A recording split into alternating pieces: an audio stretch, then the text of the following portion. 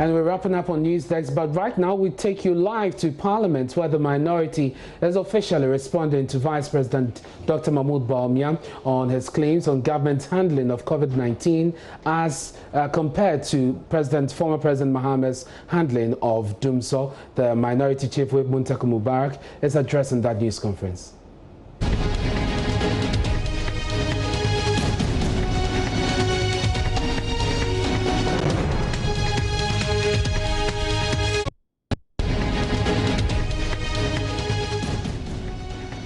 Unfortunate excessive prices, the oversight is left to the minority to do. And we can't say because there's pandemic, we will not watch out for excesses, you will not watch out for possible abuse, you will not watch out for wrong decisions, you will not watch out for all the necessary things that an oversight organ like Parliament needs to be watching. So this morning, we are here to address you on the measures on COVID so far.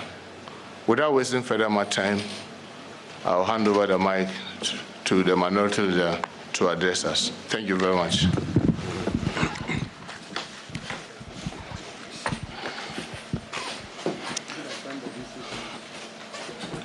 The Deputy Leader and Whip and colleague members of Parliament, very distinguished ladies and gentlemen of the media, I've had to excuse my mask to be edible momentarily as I deal with the very important subject, which is the essence of this morning press briefing. On behalf of the minority in Ghana's Parliament, let me express my gratitude to you all, ladies and gentlemen of the media, for honoring our invitation to this press engagement.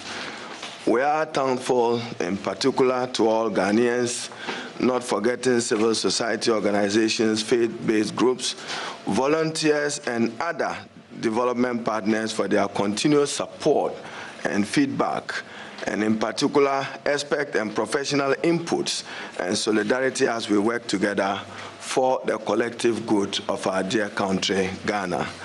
Let me begin by paying tribute as I salute all our frontline health workers who are risking their lives daily, every hour and every minute to keep us all safe and to reduce the adverse impact of the deadly and ferocious COVID-19, which has so far infected 3,091 persons, over 2,000 more since President Nana Addo Dankwa lifted the lockdown. What an interesting irony that at the time that the lockdown was instituted, our numbers were quite insignificant. But even in its growth, as the numbers climb up, we are not tightening those measures. It is our frontline workers who deserve credit, who deserve praise. And this is not a matter that people should be joking in earnest to take political credit or political benefit as heroes of not finding answers to a pandemic that the world itself is still at a loss in finding solutions to its threat. Ladies and gentlemen of the press, I also want to salute our journalists. Many of you have been forthright in your reportage on the matter, and in particular, our security personnel who have been left out in terms of the compensation that is payable to frontline health workers. I think that whilst we wanted the lockdown to work, there were some sacrifices from the security agencies that also deserve some compensation. Our nation and the world at large is confronted with the gravest threat to human history and mankind and in our lifetime, which is the novel COVID-19. The novel coronavirus continues to wreak havoc on the health of our economy and more especially and more importantly, on the health of our citizens. The safety and security of the citizens of a country necessarily must remain the prime obligation and responsibility of its leaders. We intend for the discussion on the floor of the House. We wanted to raise issue of flag bearer, President John Dramani Mahama, Excellency, President as he then was until January 6th. He advised the setting up of a technical advisory team to support the national effort, even as he himself offered assistance by way of well-reasoned suggestions, as well as donations of critical needed supplies to healthcare personnel all over the country and food supplies to vulnerable groups. We continue to play our part as responsible citizens and as a responsible minority. In Ghana today, as has been reported, 3,000 of our compatriots have contracted the virus. Thus far, 18 precious lives lost. Our condolences to the bereaved families and the families of, in particular, of medical officer who had to lose life in the course of the struggle. Professor Jacob Planch, Rector of the College of Physicians and Surgeons, every life lost is one life too many. And so we consider as irresponsible a statement by the President's advisor on health dismissing the number of lives lost as insignificant and is wanting to portray the position that COVID mortality rate is still within acceptable levels. Every life is important and every life saved is significant. The impact of COVID-19 on our economy has been most devastating, and indeed we should even expect more. Sooner than later, we can predict President Nana Addo Dankwa and his team are likely to find excuse in COVID, that every other thing they fail to do, they will say, blame the novel coronavirus. But this economy, in the last 3 years, they gave us every assurance that it was a resilient economy they have built. This is a time for us to focus every attention on the national crisis that therefore is shaking the foundations of our society, and certainly not the time for Vice President Dr. Mahmoud Bawumia, who sought earlier this week to elevate the partisanship of this particular fight and even to go further to want to compare this to Dumsor.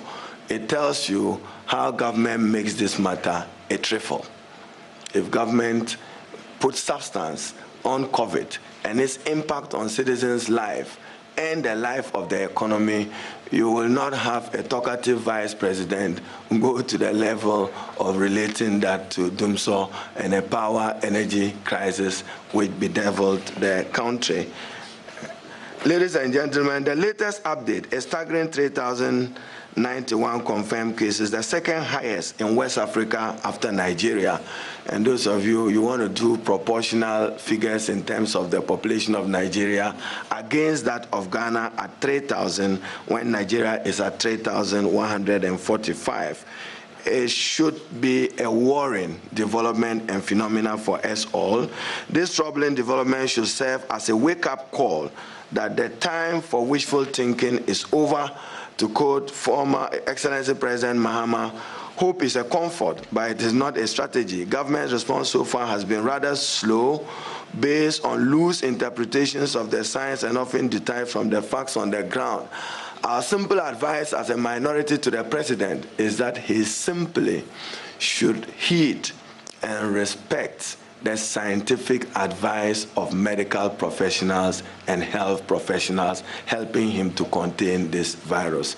Yes, he may provide leadership at the level of being the President of the Republic, but this is purely a technical, complicated, complex health issue that he should heed more to the advice of medical and health professionals.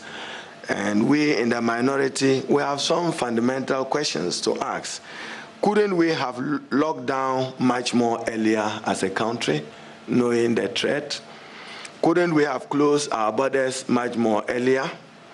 Couldn't we have started massive public education in local languages?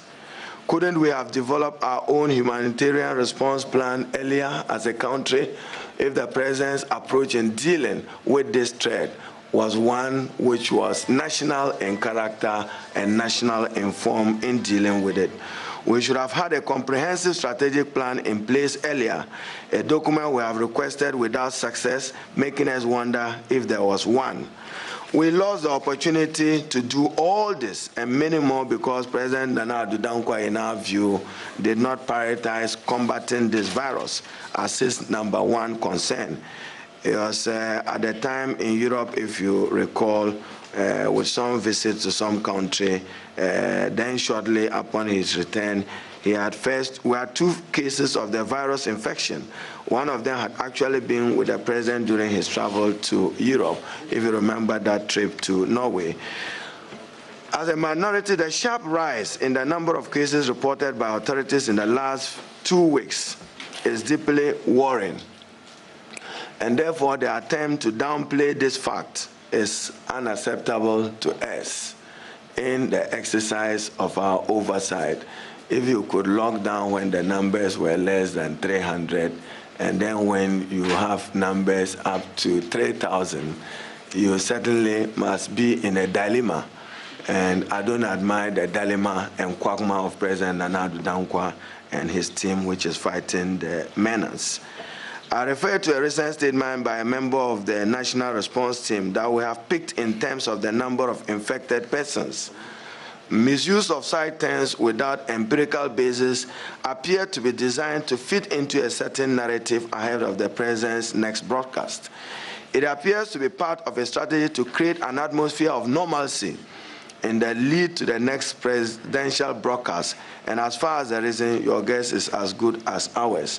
Evidently, President Nana Addo Dankwa seemed more interested in his re-election bid and consolidating his hold on power than protecting the lives of Ghanaians and ensuring the safety and security of our citizens, even as we labor under the COVID threat. Many professionals have observed that the data being published by the Ghana Health Service does not lend itself to meaningful analysis in the form it is presented. I mean, any of you who watches JoyNews or Sky, even if you listen to the British Health Minister or Holding Fort Prime Minister in their brief, you can compare and make analysis out of the data made available than what is done in Ghana. What you are just told is 3,000 cases, recoveries, and deaths. That is not sufficient for any thorough health analysis. We need to know how many persons are affected, and for our view as a minority, testing, tracing, monitoring, and isolation should have been the order of the day from day one. The focus of this administration should have been on testing, monitoring, and where it is necessary, isolation. And therefore, we are disappointed at government's response to this matter. The absence of several key data points that will allow independent researchers to understand the rate of spread and the demographics of the pandemic have not been made public. You see, you need to know what Jeffrey Sachs described as the individual effect. If we know the number of persons who are exposed, then you can do the multiplier effect in order to understand the number of persons the person is likely to transmit the infection to. So the raw data they give us is insufficient and inadequate for any thorough scientific analysis. On 2 separate occasions in April, the number of confirmed cases under routine surveillance was revised downwards without any explanation whatsoever from government authorities and the health professionals. And the test positivity rate for travelers under mandatory quarantine literally doubled after the last update. No explanation was offered for that either. This lack of transparency only serves to undermine public trust in the commitments of government to this fight, and that directly affects our likelihood of successfully avoiding a worsening situation of the pandemic in our country. And you all know what the dire consequences will be, guided by developments in Italy and in Spain, and now in the United States of America. We are only better off containing this unknown foe. Ladies and gentlemen, these are not normal times, and indeed we have repeatedly said that we are in extraordinary times. We've well past the time for parochial thinking, egoism, and willful ignorance, and sometimes just empty rhetoric that accompanies what we are doing in our response to this COVID. The cheap stance designed to bolster a faltering narrative will not save us. Blatant falsehoods in some instances told to garnish the image of the administration in the face of the foreign press will not save us. And therefore, when you get carried away, a few days ago they say they were doing better. How can you be doing better when your numbers are increasing? It's only this administration which will do self-praise on a matter it is disappointingly responding to. What this will do instead is consolidate a false sense of security in the Ghanaian public that would obscure our view of the danger we face. Indeed, false claims about how prices of local foodstuffs on the market, plantain included, is part of the grand scheme to create a false sense of security. You all visit the market, and those who are familiar with Kinky, you don't need an agric minister to tell you whether prices are up or prices are down. You are yourself a stakeholder within that market environment. Preventive measures will not be taken seriously given the attitude of government to this matter. And if they are not taken seriously, we'll lose this fight and we'll pay a heavy price for it because of its dire consequence on the health of our citizens and, related to it, the health of our economy. If government persists in this course, posterity have always been a better judge, and time will be a better judge of self-indulgent administration that had the privilege of the people's mandate in times of this crisis. And should any section of our society aid and abet this abdication of the most fundamental responsibility of government, the protection of the life and preservation of the Republic for generations behind us, then we will rightly share in that infamy. Ladies and gentlemen of the press, government response to the crisis revealed a lack of foresight and a fundamental denial of the nature of the threat we face in COVID-19. As already alluded to, this manifested itself in the failure of government to prioritize planning and preparations for COVID-19 during the many weeks after the declaration by the World Health Organization of this as a global pandemic, far back January 30th, 2020. They sat idly by, failing to provide. You recall when they came to Parliament, not when they came back and said they have 1 billion from the IMF, we should celebrate it. Their initial budget to deal with this pandemic was a paltry 35 million Ghana cedis, and only 2.6 million Ghana cedis of that amount was made available. That particular week, the World Health Organization has published an evaluation report on Ghana, and they strongly said that in terms of PPEs were lacking, rapid response were between 30 and 0%, and preparedness to deal with it were found wanting by the WHO report. The WHO country assessment which followed at the time, as I indicated, vindicate many of the positions we are seeing today. Government put in place inadequate structures which did not aid us to enhance our surveillance and detect cases here more rapidly by expanding our testing capacity. You know, they even didn't understand the problem. They just narrowed it as if it was an Accra problem or a greater Accra problem. Isolation, testing, and quarantine centers in other parts of the country was not the consideration and priority of President Nana Addo Dankwa Akufo-Addo. How then could we? That's why Eastern Region followed up very strongly, because they just were not prepared and they just were not ready with those facilities at the time. They failed to recognize the seriousness of the threat and left our borders open, even at the time they refused to evacuate our citizens in Wuhan. And they left the borders open far beyond what was possibly reasonable under the circumstances. Government failed to anticipate the devastating effects of COVID-19, as I've indicated earlier, on our social life and our economy. life is not the same and probably will not be the same for many of us and for many countries.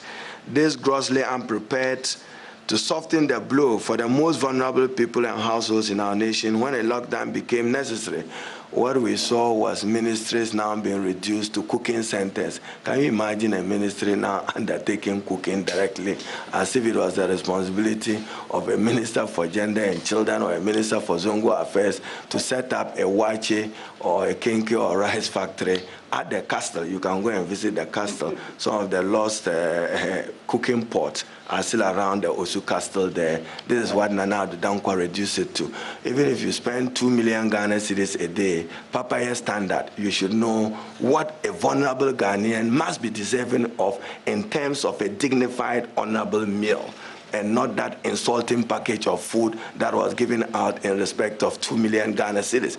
You further additionally said you needed 280 million Ghana cedis for that purpose. So shorten the period, multiply 2 million by the number of days of the lockdown, and we demand accountability for the rest of the money. No wonder we are hearing reports that PPEs are now being stolen. Who gives what to who, at what time, and who is accountable? We will not hesitate in demanding an audit into all expenditure related to COVID-19, whether the money came from internal sources or from the World Bank, IMF sources. And to conceal that failure to share responsibility for its consequence, they prematurely lifted the restrictions of movement against the advice of some of the most respected authorities on public health in Ghana. As I indicated, time will tell. It's early yet, but just look at the irony of the numbers. When there was a lockdown, where were we as a country? And today, where are we? 3,000 and counting. At every point in its response, government has been playing catch-up. The reactionary policy making has occasioned and left our containment efforts lagging behind the trend. Even now, when it is clear that we have ongoing local transmission in almost every region of this country, this government continues to downplay its extent and consequence. So for you, the media, just take a cursory look at Italy or Spain or America. What are they using to measure the seriousness of COVID? Is it not those who have tested positive? And ours at 3,000 when we test positive, we are told that all is well.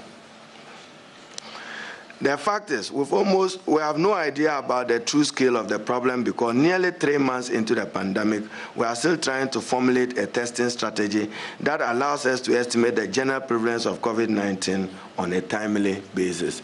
And as I have said, I've read the brilliant article of Jeffrey Sachs relating to the Trump administration response to this, and he emphasizes the testing, tracing, monitoring, and where necessary, isolation as a way to go. And we can offer that as free advice to President Nana Addo Dankwa and his team. We are well beyond this point in this crisis where our testing should have been broadened in recognition of the outward spread of the virus from the hotspots. News about new facilities is welcome but long overdue, and those delays have certainly come at a cost, maybe to human life. The scientists at Noguchi and all our testing facilities deserve this nation's thanks for their commitment and tenacity of purpose to duty and to assist government to contain this virus. But government must honor those hard-working, sincere persons and respect the data that emanates from them for purpose of guiding policy decisions on this matter. Government should desist from selling false hope of a situation under control and using its management of information as a cover for this farce. That insults the intelligence of Ghanaians when we are at 3,000 and you say that we should wait, all is well. All was not well when even we are at 200 or 300. How can it be well at 3,000 and counting? What President Akufo-Addo and his government must understand is that this is certainly above a public relations gimmick. This is not a matter for egoistic, for persons to be egoistic or people to feel very high when they are addressing the nation in this matter.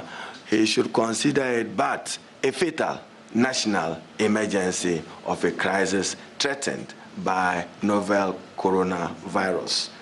But we in the minority have absolutely no desire to witness such a failure because the cost will be counted in Ghanaian lives and Ghanaian livelihoods. So those of you who don't appreciate why we are doing this press briefing, I'm just sharing the basis and legitimacy of our engagement this morning. If the containment strategy government unravels any further and brunt of the burden, it will fall squarely on the frontline health workers. Their courage, their competence may not be enough if they do not have the political support of the political leadership of our country. And despite the president's lofty rhetoric and grand assurances, our healthcare system remains very, very stretched. Indeed, some of the persons in the Ghana hospital report that apart from vitamin C, they don't get anything, any support from government. In the Ghana hospital, I've had cause to speak to one of the persons in isolation, and Ghana East, in the hospital in Ghana East. And therefore, they are not even taking proper and good care of the persons in isolation. And they've had instances where they just put people in subject to confirmation of test results. There's a story of the American. It took the American embassy to intervene and to request that bring us the test results, except that when the test results came and was negative, the Americans then cautiously said that, but stay there because you have been with persons who are infected by it. And therefore, government must come clear and be more transparent with the data that they are sharing with the Ghanaian people. Our healthcare workers cannot face the weeks ahead unequipped and unprotected.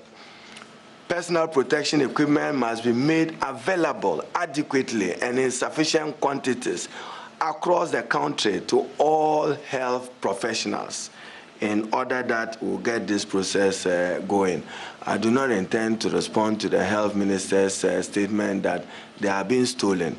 He knows people who steal, what should happen to them. And he should invoke the law and let those persons face the full rigors of the law. We cannot at this time be interested in making money out of PPEs donated. So that's why an audit becomes an imperative for us to understand what quantities were acquired, what quantities were sent to which hospital, which region, which district, at what time. Our healthcare workers, as I've indicated, need to be adequately resourced, and therefore the minority is deeply worried about the development in the country, the climbing numbers of the infections in our country, and attempt to relegate that to the background. Those are worrying signs, and we think that the president should probably not have taken that terrible gamble with our lives when he lifted the lockdown. But one can understand his dilemma and quagmire between the health of citizens and health of the economy, what he opted for. The president, the decision has led to the situation where, since the removal of the lockdown, confirmed cases have more than doubled and deaths have more than tripled. We have also in the process seen hotspots emerge virtually in all parts of the country, and therefore President Nana Addo Dankwa must take responsibility for this unfortunate development in our country. The minority has fully taken note that following the present reversal of the partial lockdown and our worsening case count, the reputable Ghana Medical Association has publicly called for a different approach in containing and limiting the spread of COVID-19. We are in full support of the call, and as I've indicated, the president simply must be respecting the views of scientific and medical professionals in this enterprise. Ghana's case count is now among the most infected countries in Africa. This has frightening prospects which demands an urgent change in strategy. and we think that the president must change his course in his bid to contain this particular virus. It is absolutely troubling and shocking that in the face of such a pandemic, our government chooses to supply PPEs to officials of the Electoral Commission, as if citizens who will queue and undertake the exercise don't matter. So when you are providing PPEs for Electoral Commission staff, do prepare yourself to provide PPE for the general Ghanaian citizenry. It is only in Ghana that 8 months into an election, it's still doubtful what electoral roll will be used for that purpose. I've heard people say that a CI is not ready. There is a CI in force. Until that CI is repealed or revoked, it's good law in Ghana and legitimate law in Ghana. And therefore, if you say that there is no governing law, there is a governing law.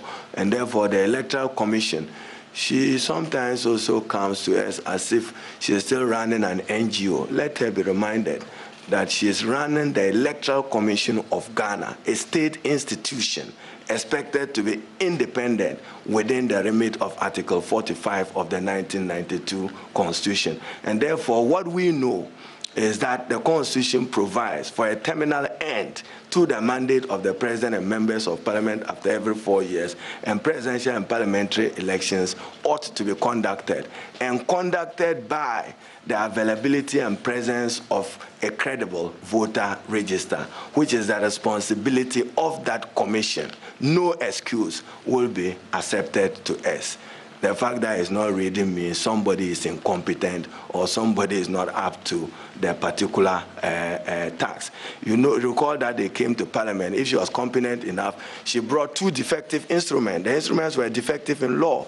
I'm even sure that the last one, my legal brains are at work, will shock them with another defect in the instrument they are seeking to rely on, because we are thorough in relating it within the provisions of Article 11 of the Constitution, which allows for the tenure of the regulations to be 21 days. But you know the Supreme Court ruling on the matter as to not making corrections on the subject. But certainly, a regulation must sit in tandem with its parent law. And I've heard people argue that Haruna shouldn't be making reference to birth certificate. National identification is not the same thing as national identification card issued by National Identification Authority. The 2 words don't mean the same. You can invoke any interpretation law you know for that purpose. Understand that she went to an ECOWAS meeting to tell ECOWAS that she's preparing for June. I hope that tomorrow she doesn't come out and say that filing of nominations should be postponed or shifted because she's unable to have a voter register ready for the purpose of filing for presidential and parliamentary candidates. The minority urges government to ensure a high level of accountability with the funds and donations that have thus far been received in the fight against COVID. NADMO claims it was spending $2 million a day on feeding an opaque number of Ghanaians. If you are feeding, let's know the number of people you are feeding. Then we can do simple mathematics.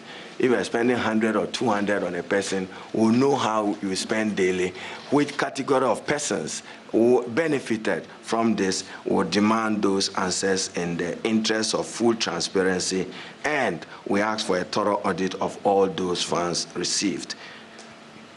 On the basis of the evidence available, evidence based on the science driven by sound epidemiological data, the minority wishes to advise President Nana Addo Dankwa to tread cautiously and not take decisions to ease restrictions just to satisfy his narrow political interests. This time for healthcare professionals, civil society, religious leaders, and traditional leaders to be adults in the room offering guidance and fearless advice for the sake of the good of the country. Nothing can be more important. Nothing can be more important than the value that we place on the life of our citizens. Let us all return to the table of science and medicine and be guided by the health professionals in this enterprise. Once again, let me thank you all.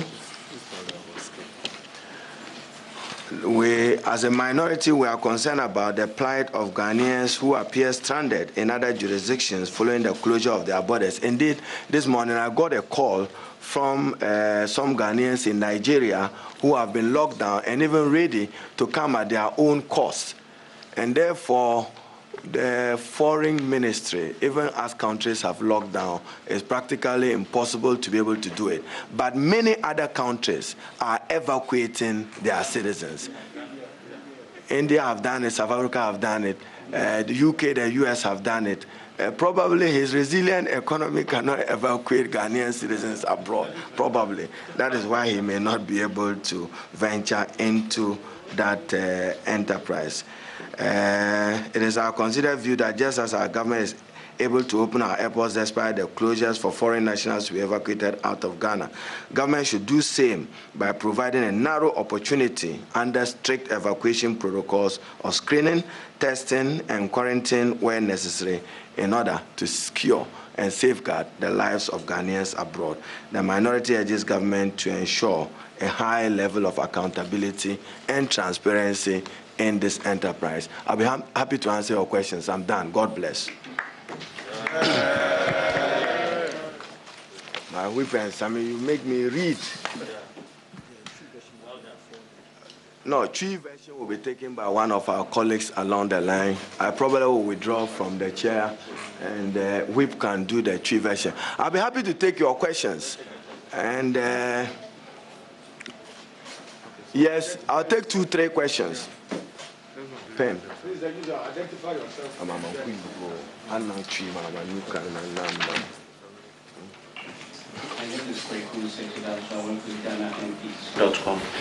Leader, I want to find out with the figures going up, is it the view of the minority that we should return back to the partial lockdown or total lockdown? And then with the East caretaking, patients being taken care of, beyond pointing it out, what next will we see the minority voted for this exercise? Thank you. Thank you very much. If I were to answer him, you make these scientific decisions based on reliable data.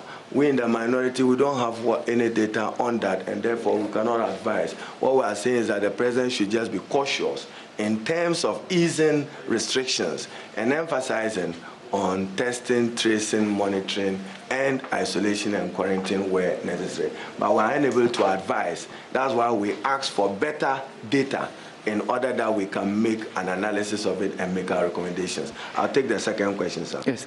Leader, my name is Ibrahim Alasan, DH1 TV, Star FM. Leader, your call on Ghanaians stranded outside to be brought back into the country under strict protocols. A similar call was made when Ghanaian students were stranded in Wuhan and other parts of China. The government cites that earlier call and the fact that the country eventually recorded cases to say that decision to allow them remain in China has been vindicated. How do you juxtapose the earlier decision? And if you have any data from Wuhan which says that any Ghanaian student there is infected and probably could have transmitted, you can share with us. Thank you. And those countries evacuating have exercised judgment, and we respect those judgments. I'll be happy to take another question. Kamala is my name. I work for TV3. Both the NDC and the MPP have come under a barrage of criticisms for politicizing the fight against COVID-19. One, what is your response to this criticisms from Ghanaians largely who think that you're trying to play Ghanaians with the issue of the fight? And two, we are told that you're calling for the withdrawal of the pre-tertiary bill. May I ask what is... I won't comment on pre-tertiary bill. Limit yourself to COVID. But I'm happy to answer you on the first part of your question, which has to do with the clergy. Where was the clergy when the MPP were dissipating and sharing national resources as if they were party resources? Was that right? You heard their national organizer on radio. You heard their ministers on radio. There must be a clear distinction between party resources and the state of Ghana resources. You cannot go about distributing Ghana resources as if they were the bona fide of the new patriotic party. And therefore, clergy, we've heard you, but give your advice timely and appropriately, and in instances, direct them. We have not sought to do politics with it. We will not do politics with it. Yes, So we have not done politics with it. Like what we are doing now, when they say they allocated 35 million and we say it was woefully small, do you call that partisanship? Then they release only 2.6 million. Do you call that partisanship? We have a responsibility of oversight, and we must point out to, you know, when you are constructing a road, you never know it's crooked. So we are behind Nana Akufo-Addo, the president, to tell him that the road he's constructing is crooked. That's all we are doing. My name is Opoku Gakpo. I work with This will be the last I'll take, then the whip and others will take the tree version. You question the data, making the point that the case is going up and all, there wasn't in the lockdown. Repeat it, yeah. You questioning the data and the basis for which the president made the decisions, including the decision to lift the lockdown. We've seen some of the experts at the Ghana Health Service, including the Director of Public Health and a number of other experts there, publicly back the president's decision.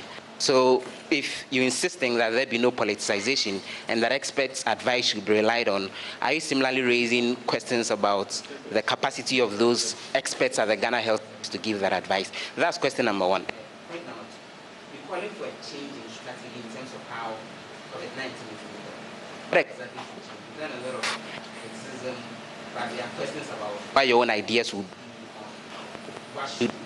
And then finally, we heard from Vice President Bawumia recently draw attention to how the NDC administration mismanaged what he says is a similar crisis, Dumsor, which the President Akufo-Addo is dealing with in terms of COVID-19 and dealing with it appropriately. Your reaction to the Vice President's comments. Thank you. Thank you very much, Vice President Dr. Mahmoud Bawumia. He says that we should be mindful of data when we are speaking. I encourage all of you to read the 2017, 2018, 2019, and 2020 budget statement. And you'll be amazed at Dr. Bawumia's lack of respect for data. The very first paragraph of his 17 so-called achievements, he states, and I quote, that government has added 350,000 workers to the public sector. That is economically begging the truth.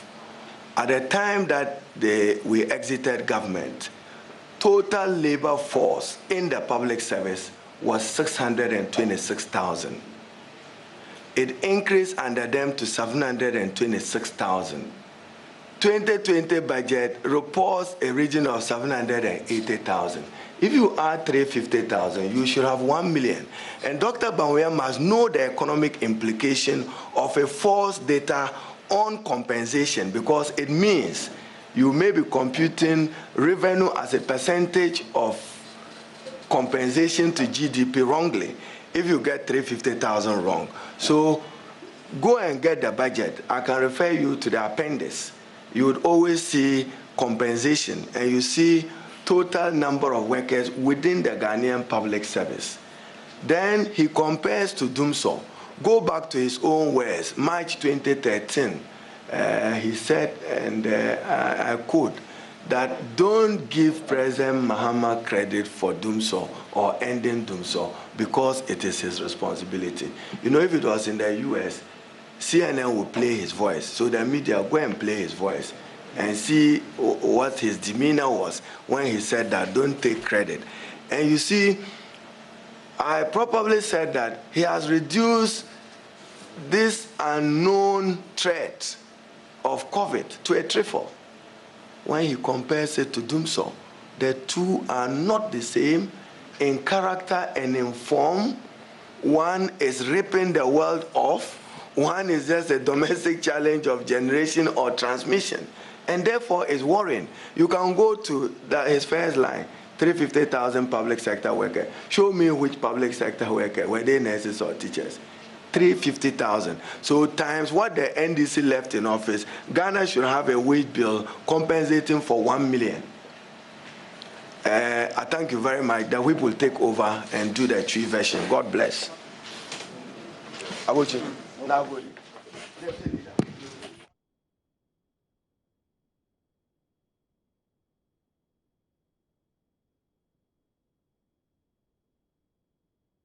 minority leader has to be there.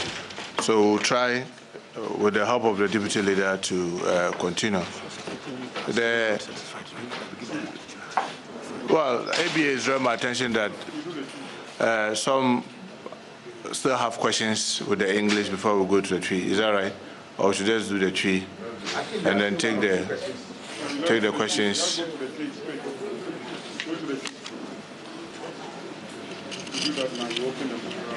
Well, in Anope, the master say you two and Safremo.